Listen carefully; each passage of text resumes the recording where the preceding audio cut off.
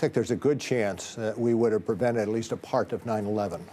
In other words, there were 4 planes or almost 20, 19 persons involved, but I think we would have a much better chance of identifying those individuals who were contemplating that attack.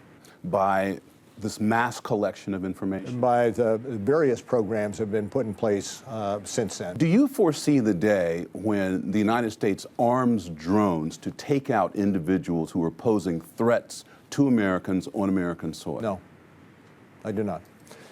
You rule it out? I do not see that day. And I will tell you that as well, when you talk about UAVs, and there's been some discussion recently about the FBI's use of it. We have used it a handful of times to provide surveillance in tactical situations where, for instance, we have a hostage rescue operation undergoing, and for very narrow tactical purposes in limited situations. Do you foresee the day when most Americans are surveilled by drones at one time or another? No, no, I do not. Not realistic, even though the technology is there? No, I do not think that.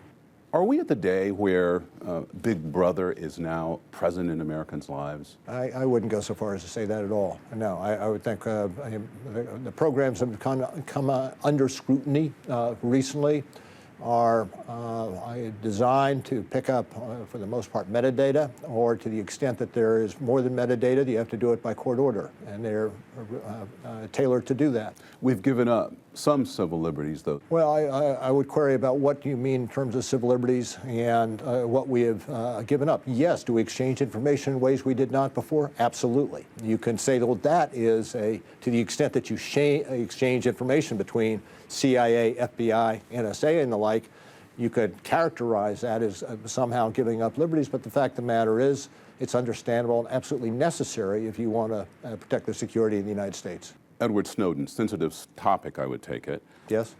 One question about him is whether the government botched the situation with him, at least getting him back. Do you think the government botched the... No, I'm not certain what you would be adverting to. I don't think in any way... Well, he slipped out of the country. No, I don't think there was any opportunity that would... you would look back and say, look, we botched something like that. No, I don't think that's accurate at all.